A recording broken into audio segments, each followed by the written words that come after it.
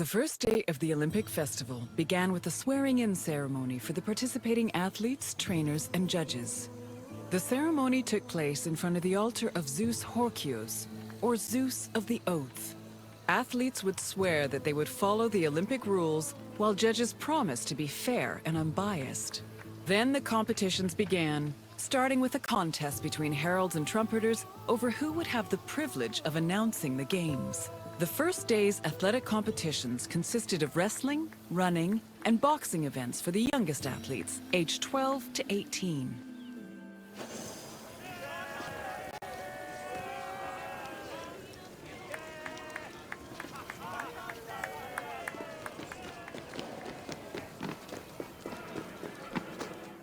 The second day began with a grand procession into the Hippodrome to celebrate the start of the popular equestrian events. The most anticipated and spectacular of these was the Quadriga, a four-horse chariot race. Horse racing events were unique in that the winner was not the most skilled jockey, but the owner of the fastest horse or chariot. The Spartan princess Caniska once took advantage of this loophole to skirt the rule that women weren't allowed to compete, and earned 2 Olympic victories in the process.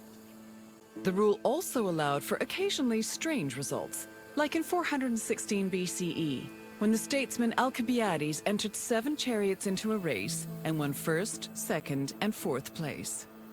After the equestrian competitions, the 40,000 spectators migrated to the stadium to watch the pentathlon events. When the day's events were over, funeral rites were performed for the hero Pelops, the mythical founder of the Olympic Games. The night ended with a celebratory feast and a great parade in honor of the day's victors.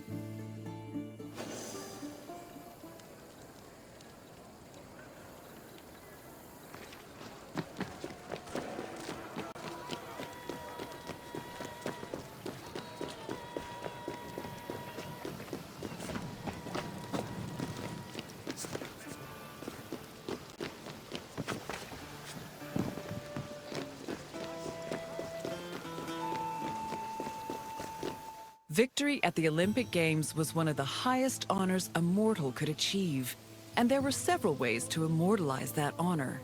Some athletes had statues erected of themselves, while others commissioned poets to write them victory odes. Oral tradition was very important to the Greeks. These odes, called eponychia, were often composed by the finest poets in the land, such as Pindar, Simonides, and Bacchylides. They were usually played at banquets and celebrations attended by the triumphant athlete or upon his departure from Olympia.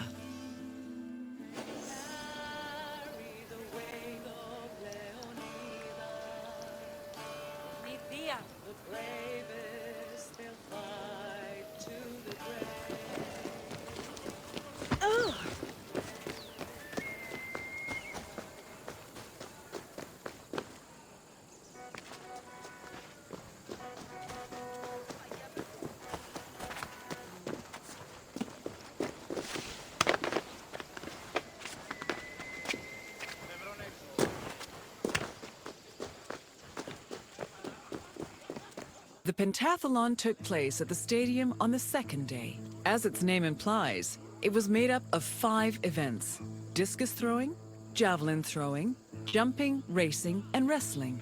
There are several differences between the ancient version of events and their contemporary counterparts.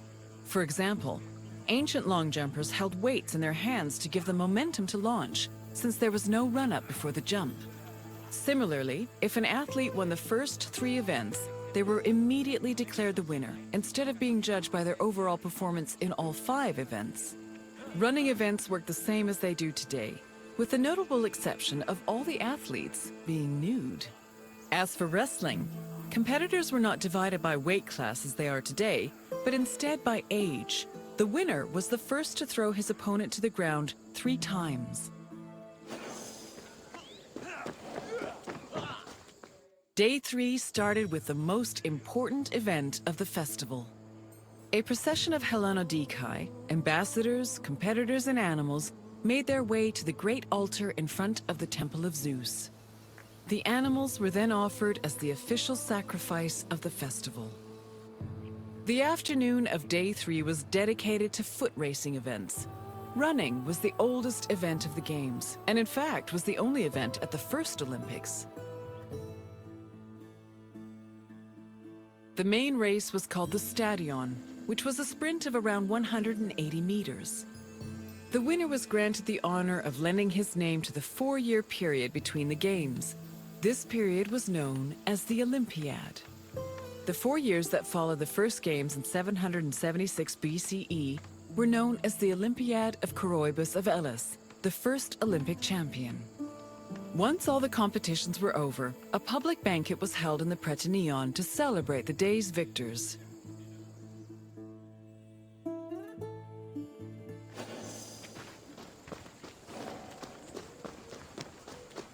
Day 4 was mainly for combat events. Wrestling matches were held in the morning, followed by boxing and pankration.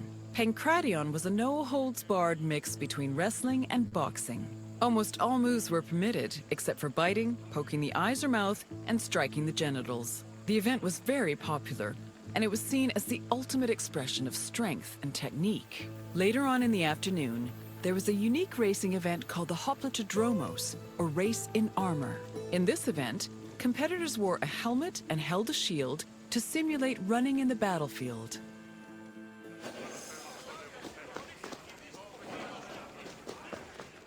The Hellenodikai, or judges of the Greeks, were both the game's adjudicators and their organizers. They hailed from Elis, the city in charge of the sanctuary of Olympia, and new judges were elected each Olympiad. They had several responsibilities. Before the games started, they decided which athletes would be allowed to compete and supervise their training. They also drew lots to make the competition brackets. During the games themselves, they picked the winners and kept an eye out for foul play.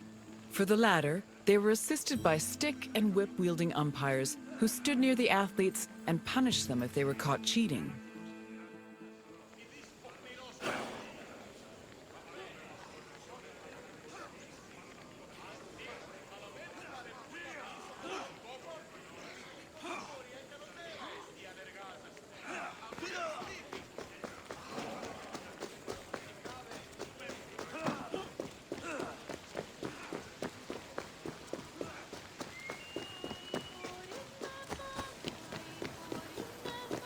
Victory in Olympia was one of the most prestigious honors in all of Greece. Not only would victors be showered in glory in their home city, but their names would be known across Greece. The temptation to glory led some athletes to break their oath to Zeus and cheat. This could be dangerous, as there were many possible punishments should cheaters be caught. They could be disqualified and fined, or if they were caught cheating during a match, they would be beaten by nearby umpires. The most powerful deterrent of cheating, however, was shame.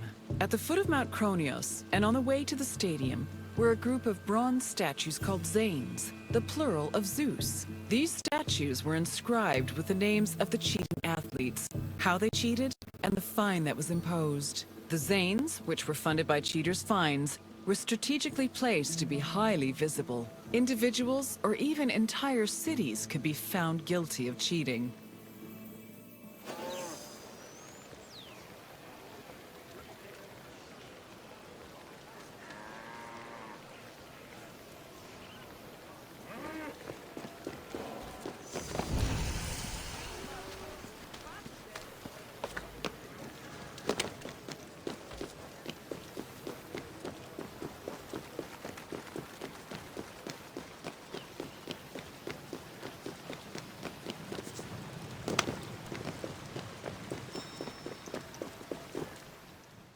The Prytaneon was the administrative center of the cult of Olympia and the Olympic Games.